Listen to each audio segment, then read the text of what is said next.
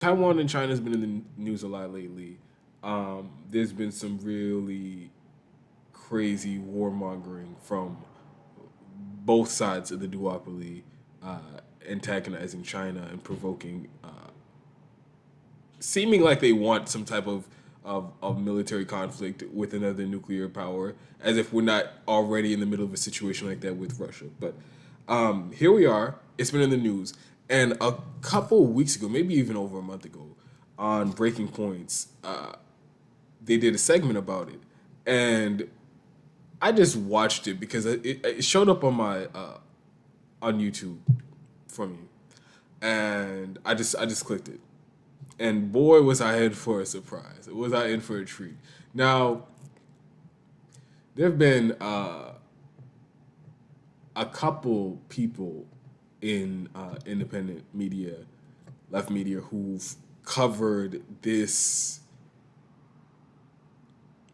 aspect of Breaking Points and Crystal and Sagar, their foreign policy and connections to like weird think tanks and things like that, uh, um, doing propaganda for the war machine, and like at the Indie News Network, I know they did at least one, no, two stories about this. I know Franco from Frank Analysis has talked about this on his channel before. RBN, they've talked about this. Other people, too. But yeah, I click on the video, and it was just straight up neocon propaganda, pro war with China propaganda, and at no point was there any type of uh, um, anti-imperialist, anti-interventionist pushback at all during this entire 20-minute segment. And the whole thing just was weird to me. I looked into the guy. Turns out he was literally a weapons lobbyist. Is a weapons lobbyist, paid for by the weapons manufacturers like Raytheon and Lockheed Martin, and he works at this think tank that promotes militarism around the world so that he can keep cutting checks, and the people who cut the checks for him can keep making a bunch of money.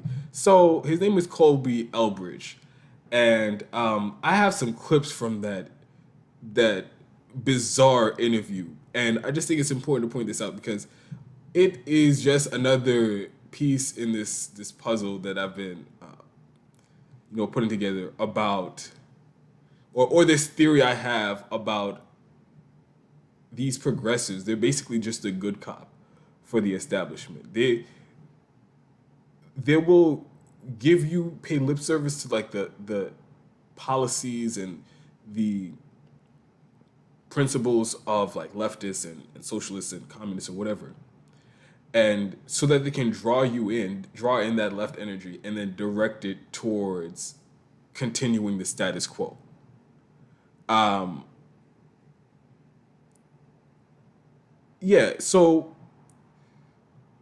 that's my view on these progressives, and I talked about it previously when it comes to the vote blue no matter who. They'll come out and say, oh man, the Democratic Party is so bad, so corrupt.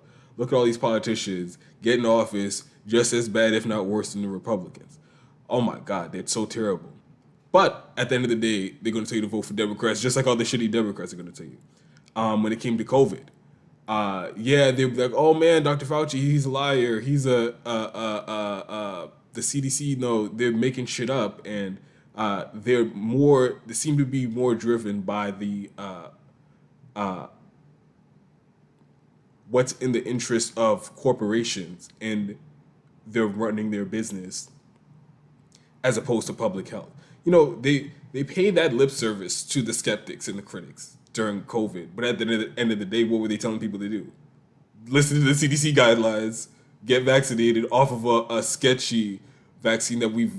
Uh, I'm not even going to get into all of that, but it's come to everybody's attention that even if you get vaccinated, you are definitely still going to get COVID. So they were pushing that narrative too on that, And here it goes again. And the same with the Ukraine war. Um, they act like they are against the war machine. And what do they do when this conflict comes up? Well, it's been happening for years, but when it reached a boiling point, they are repeating neocon talking points. They were all for arming Ukraine. Look how that's turned out. It's 54, at least 50, probably around $60 billion because they just announced another uh, um, round of weapons being sent to Ukraine. Billions of dollars worth of weapons flooded into a war zone, completely unaccountable, going to not literal Nazis in Ukraine. They supported it. They supported the sanctions on Russia. So again, so here comes with Taiwan. It really shouldn't have been a surprise, but here they are pushing the same bullshit narrative coming from the mainstream media and the establishment. And they have somebody who's a literal paid weapons lobbyist to come on and pretend like he's an analyst telling people how it is on China and Taiwan. So this first clip, let me just give you some context. I think they just played a video of Joe Biden saying that he was going to that he would come to Taiwan's defense if they were if there was a military conflict with China, which is ridiculous. And I'll get into that later on in the segment. But I'll play the clip, and then this is their response, and then I'll come back and break it down. Give me one second. Let me find the video.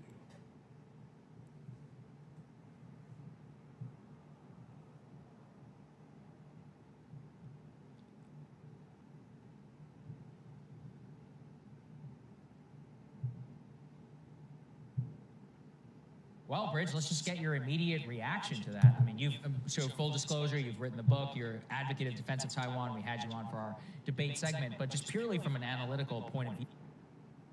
Sorry, hold on. I think all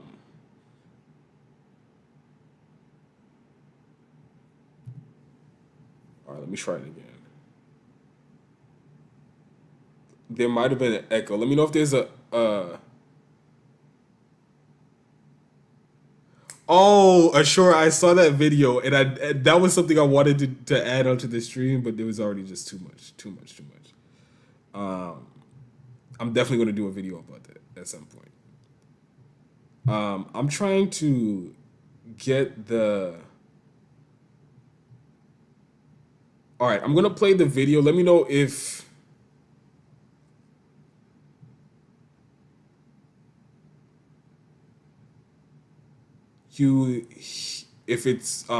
If there's an echo.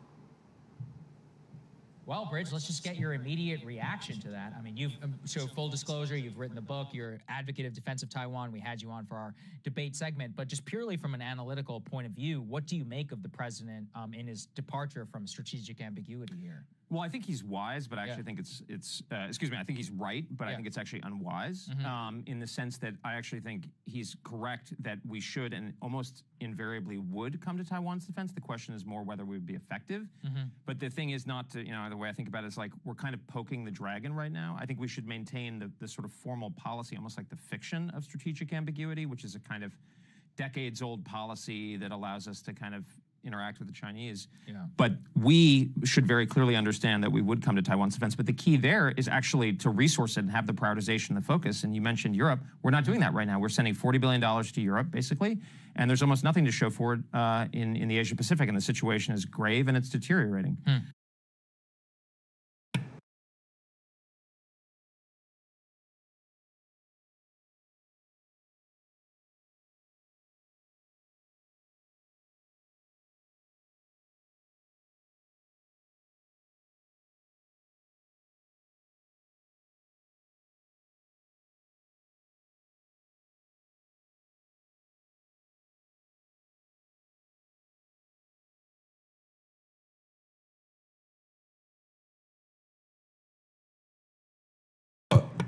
Sorry, I muted the mic. Let's do this over again. So at the beginning of the clip, Sagar starts by talking about, oh, full disclosure, Elbridge, he wrote a book on the defense of Taiwan and he's an advocate of coming to defense of Taiwan, as if that's adequate disclosure to your audience about where he stands on this entire thing. He gets paid to advocate for a more militaristic position when it comes to Taiwan and China by the defense contractors, by the people who are going to make money if there's a war, or if there's a threat of a war, and we spend billions of dollars on weapons like ships and missiles and all that shit. So they don't, at no point do they mention that in this segment. I watched the whole 20-minute segment.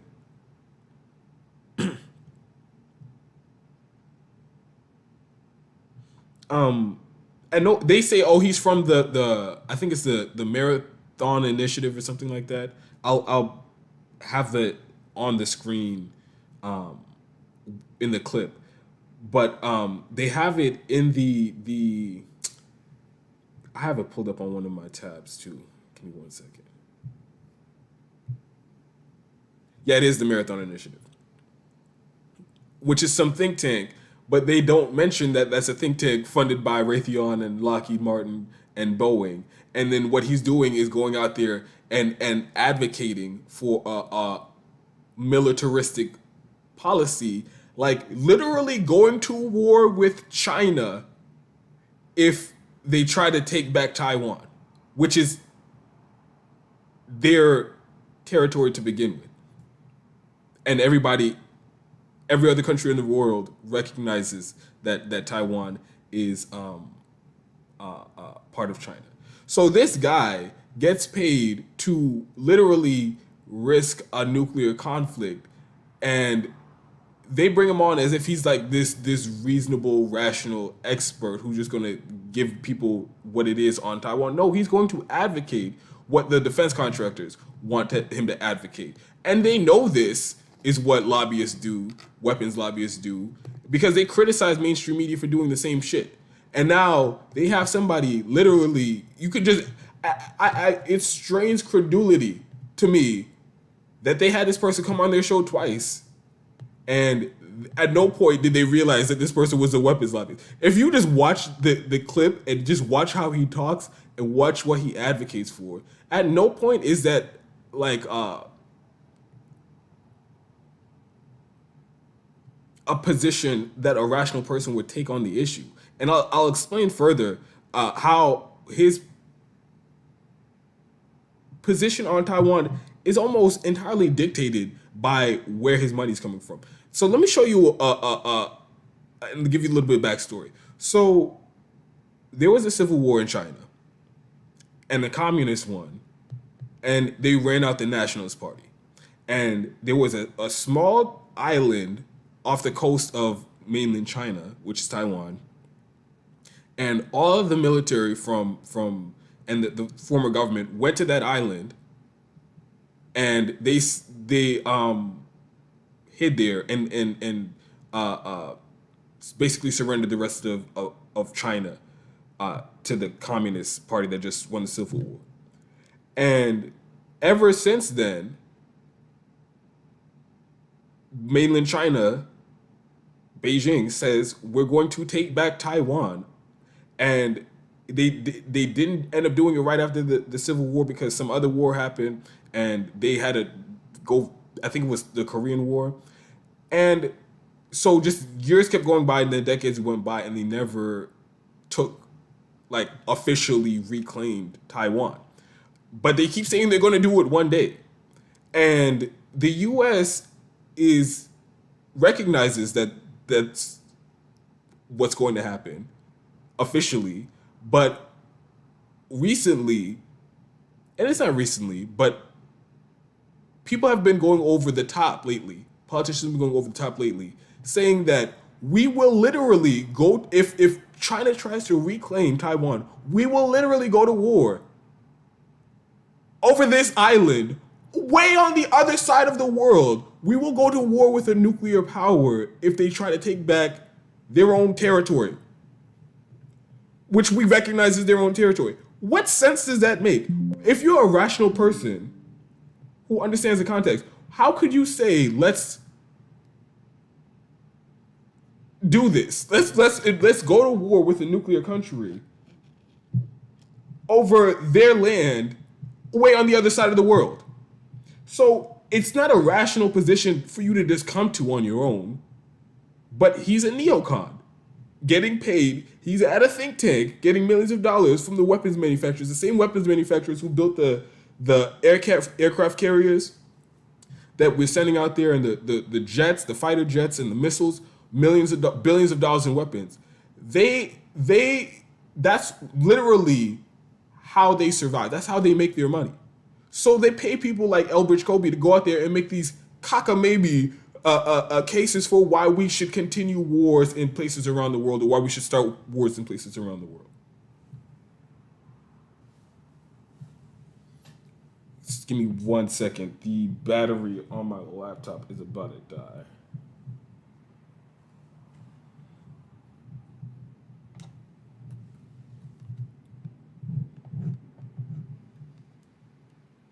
So I just want to show you all a picture of China and Taiwan, and keep in mind that this is way on the other side of the world, and there's an actual the consensus among the politicians in this country is, and definitely the Democratic Party, if China tries to take this piece of land that is technically theirs, we will go to war over it. Let me just show you how ridiculous this is with just the picture on a map.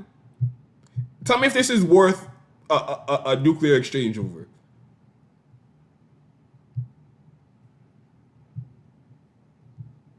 So this is just ignore all the other shit on the map. I just want you to for reference, look at where Taiwan is on the map next to China.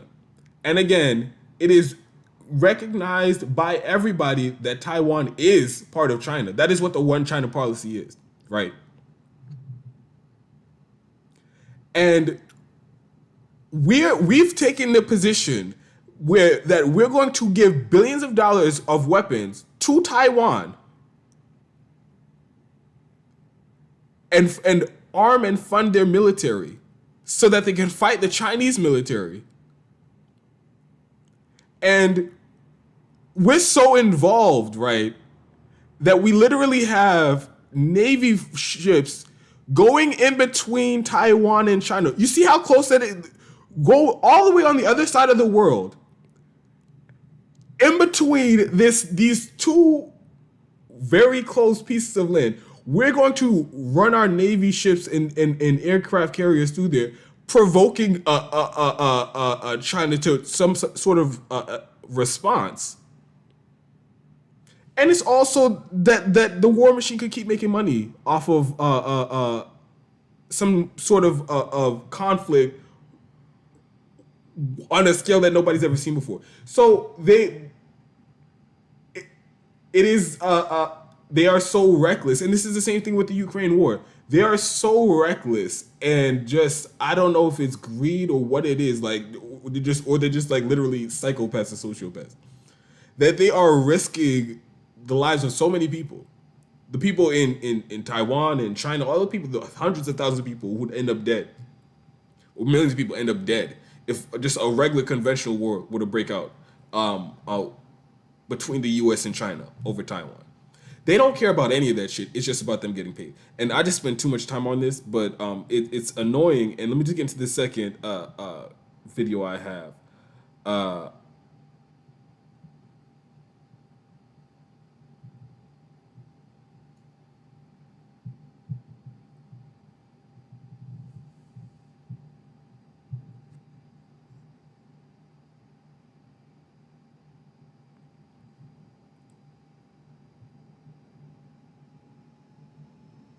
Oh, and the other point that I want to get to about that Elbridge Colby was making, talking about, so their whole critique of the giant multi-billion-dollar slush fund that is now being thrown at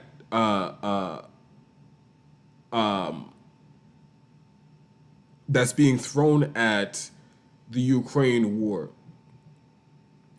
They're acting like the biggest critique of that is, hey, why aren't you doing that with China? Why aren't we dumping billions of dollars into a military conflict with China? Why aren't we doing that? Look, do you see how deranged these people are? Like, but if you think that's bad, the conversation just keeps getting worse. And I have 2 more clips to show you. So this is the second clip. The current U.S. policy under the Biden administration is a major prioritization of Europe. Now, we have spent, I actually was informed very much by your analysis. I did a whole monologue here, how we have sent 50-some billion over to Europe, when the Europeans themselves have sent a total of like...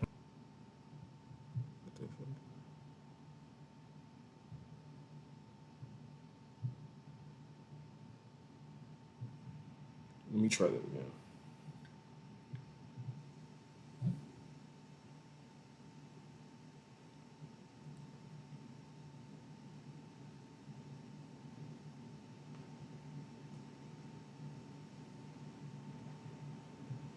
The current U.S. policy under the Biden administration is a major prioritization of Europe. Now, we have spent, I actually was informed very much by your analysis. I did a whole monologue here, how we have sent 50-some billion over to Europe, when the Europeans themselves have sent a total of like maybe 10, if you're using generous accounting. I mean, what does it mean, Bridge, in this age of where we're sending our excess javelin capacity, so much of our military aid, so much of our political complete obsession in terms of foreign policy is in Europe, in an area which, to my view, and I think yours as well, lacks the strategic, whatever you think about Taiwan, it seems far more strategically important to the future of the United States than of whatever happens in Ukraine. Well, I think you're right. And I mean, look, this is not about Taiwan. I mean, frankly, I'm not thinking about Taiwan's interests. I'm thinking about Americans' interests. But when we think about that, by far the most important theater of the world is Asia. It's going to be well over 50% of global GDP. And by far the most significant threat out there is China. China is 10x the Russian GDP.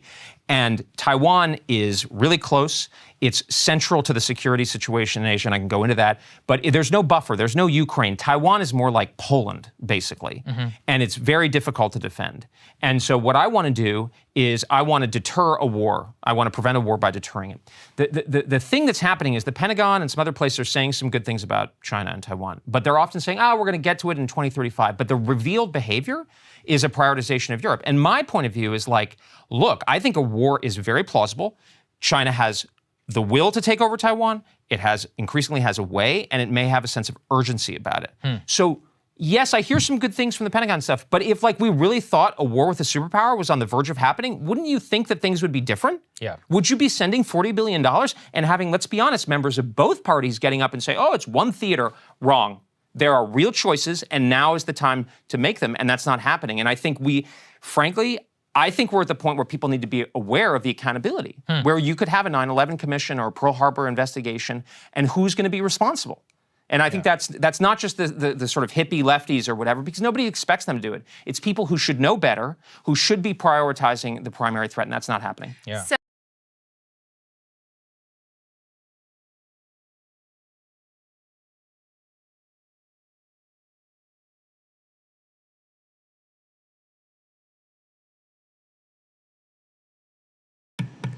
So one of the things that tipped me off right away that there was something fishy about this guy was the way he talked about U.S. foreign policy and military intervention as if it was like some type of, action movie and we're the good guys and we're, always on the right side of the war.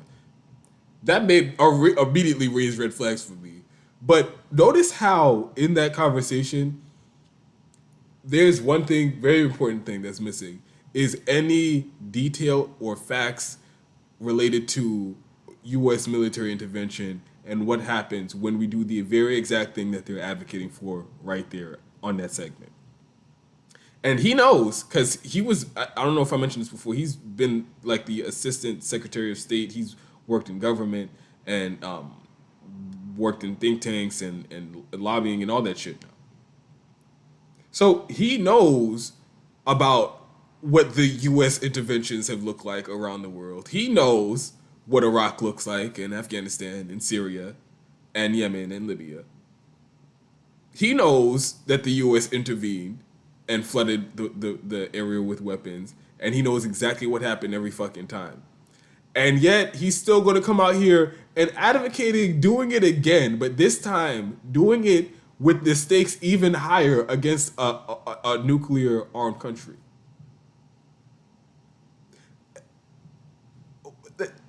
There's almost like I'm at a loss for words here. He's talking about, oh yeah, man, we're giving this money to Ukraine. We should be giving it to China. How about giving it to Taiwan so that they can fight China? How about we look at what's happening in Ukraine and use that as an example for why we should stop this endless blank check for militarism and weapons and shit like that? Because it's clearly not working the way you thought it would, right? Everybody who said, yeah, give weapons to Taiwan, to Ukraine, yeah, let's do this economic warfare against Russia.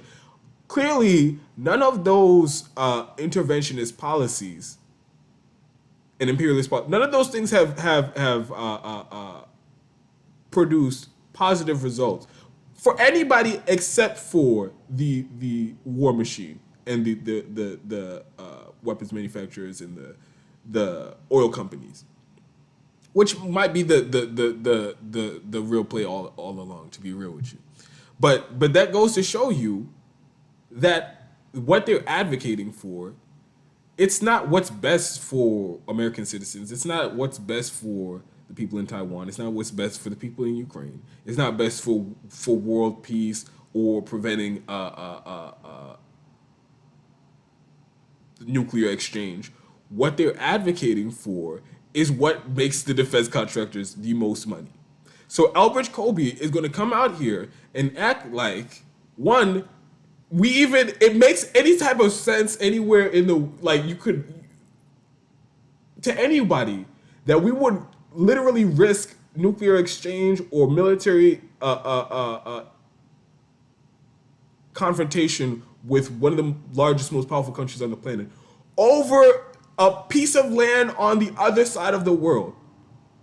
That doesn't make any sense, but it doesn't have to, because that's what the defense contractors want. And then act like, let's just dump a bunch of weapons over there, and that'll solve it. That'll solve it. That doesn't make sense to anybody. There's no, like I said, there's no data, no facts, or anything to back that up. But guess what's happened? That's what's going to make the defense contractors money.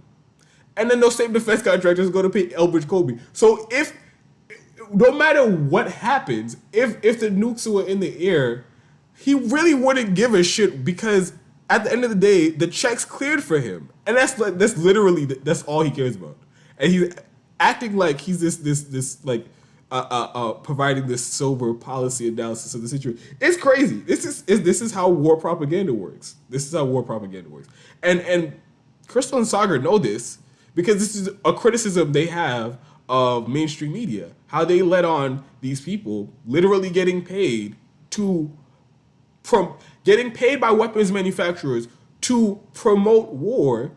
They have them on as if they're experts on mainstream media, and Crystal and Saga will come out and criticize them and pretend like they're any better than that. And then they come out and have a literal paid fucking weapons lobbyist. A weapons lobbyist. That is what he is. He could dress it up as, I work at this think tank or whatever. He is a weapons lobbyist getting paid by weapons manufacturers to advocate for more war. And they have him on their show as if he's just like this expert on Taiwan that everybody should be listening to.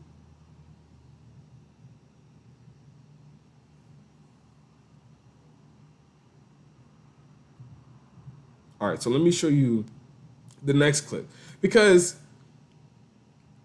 throughout this entire exchange, you're probably wondering, what the hell is Crystal Ball doing? The alleged lefty, right, of the show.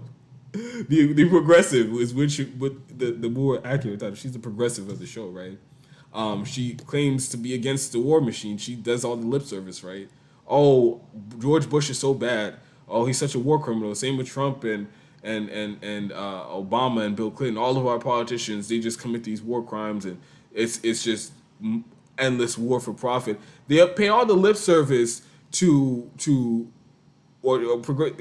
Crystal should come out here and pay all the lip service to anti-interventionist rhetoric. So why is she sitting here in this 20-minute long segment on her show, letting a fucking weapons lobbyist and Saga, a fucking neocon, come out here and by the way, some people in my audience might not know, but Breaking Points is literally one of the biggest, or is the biggest independent news show right now. I think they were like #1 news podcast on iTunes or whatever. They might still be.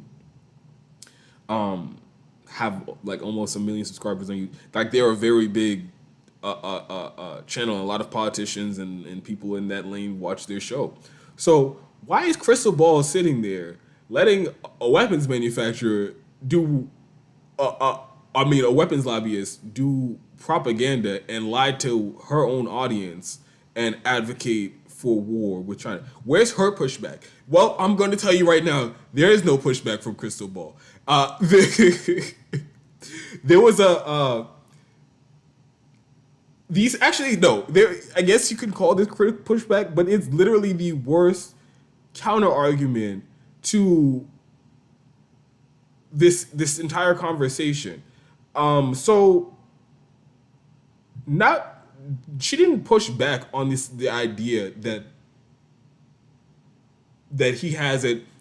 It's like a given that no matter what, we will get into a military conflict with China over something on the other side of the fucking world.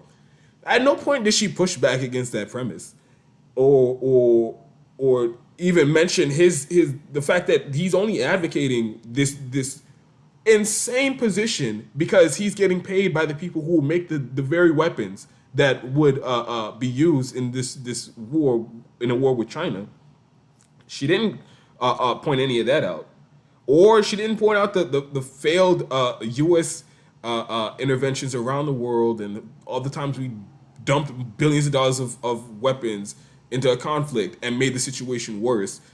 Ukraine being the latest, most recent and fresh example, didn't use that as pushback, or any of the other interventions, or anything else that somebody who has actual principle, anti-war, anti-interventionist, anti-imperialist policy orientation. None of those lines of critique. Her pushback to all of this was, hey, there's some guy who says that because the one-child policy in China, there's this weird thing happening where they don't have enough younger workers and all the workers are getting older and they're dying off. So technically China might not even be as big of a threat. So should we still go to war with them? So I'm just going to play the clip and then I'll come back and break it down, all right? What do you make of the Zihan analysis? We had him on the show last week that basically says because of demographics, China is set to have massive demographic bust, which I think if you look at the numbers is pretty indisputable, especially since they had the one-child policy for so many years. So while you have many countries around the world that are facing this demographic bust in terms of their, workforce aged population, China is an extreme example facing this down at the fastest rate in history, that's going to cause them all sorts of problems. And so the idea that they're this juggernaut that we must go to war with to protect our own interests is sort of far-fetched. I'm summarizing here. I don't want to put words in his mouth, but that was the gist of what I took from his analysis. Well, a couple things. I mean, one, I would say I'm not an economist, but I'll confess that I'm skeptical of that kind of view. Mm-hmm. And secondly, even if he's right, we should prepare for the downside risk because we don't know what the future is. So, I mean, where's my skepticism? Well, yes, but demographic trends are happening all around the world. They're happening in the other Northeast Asian states. They're happening among the native-born population here and in Europe and so forth. Even if, let's say the Chinese conk out where the Japanese left off, they'll still be an economy of roughly twice the size that we are.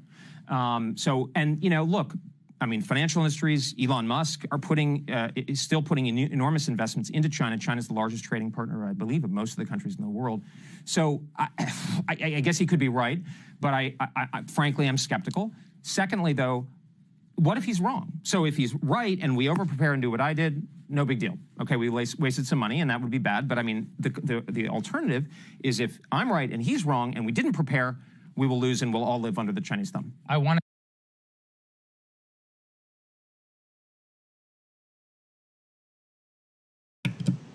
What a dumb line of argument or pushback. So, because, and this gets to like the premise of this whole thing, that China is, because their economy is becoming so large, they're this giant threat to us.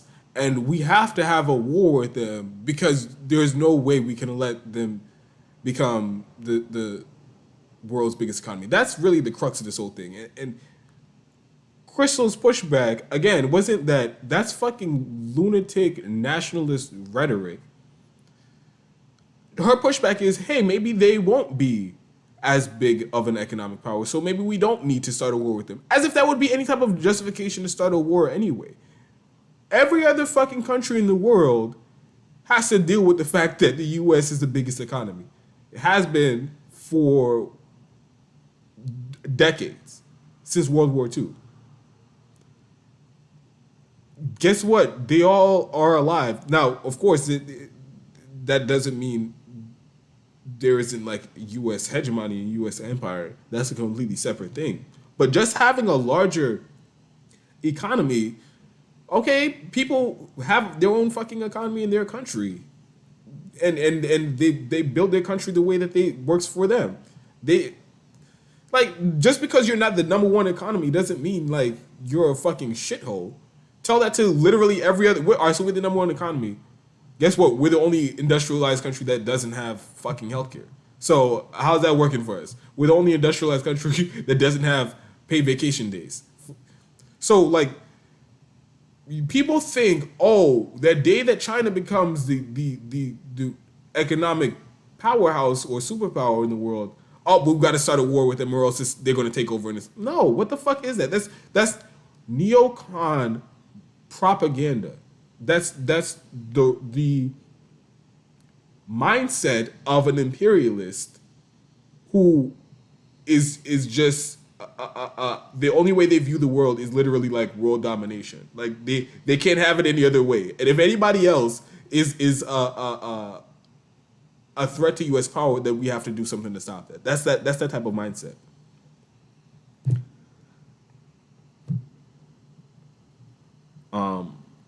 But yeah, that was insane. And again, I would love to know how they have a literal, again, I'm going to repeat this because they love to pretend like they're better than mainstream media. I want to know how a paid weapons lobbyist is on your alleged independent network doing pro-war propaganda that he's getting paid by the weapons industry, the war machine, the same war machine that you claim to criticize and be against. How he's on your network giving foreign policy analysis as if he's just like some neutral expert. So I would love to know how that happened because like I said, it strains credulity to that they went on this multi-million-dollar show with all their staff and producers and researchers, and nobody knew that he's a weapons lobbyist, and they completely left that out and don't mention it at all during the segment. So there you go. And this isn't the first time, of course. Ukraine did same pro-war propaganda. So where is the distinction between them and corporate media. Like I said, they're just the good cop. Corporate media, they'll give you the bullshit about, oh, we have to do, we have to get into these wars, freedom and democracy, national security, all that shit. At the end of the day, what are they doing? They're trying to make you think it's okay for us to be at war everywhere around the fucking world. The U.S. has like over 1,000 military bases in almost every country around the world. No other country does shit like that. And so the mainstream corporate media, they'll come out and they'll make you think that's okay, and you're crazy if you think otherwise. And now what independent media, what people on Breaking Points and TYT are doing, they'll criticize the war machine. Oh my God, look at this airstrike, just killed 60 kids in Raqqa, Syria. Or look at this drone strike that hit a wedding. Oh my God, this endless war and this war machine that's doing this all for corporate profit. It's so terrible. But every single time when there's a chance for U.S. military intervention, they still come out on the side of let's do the intervention, as we've seen with Ukraine, as they're doing, as I just showed you with the issue of Taiwan and China.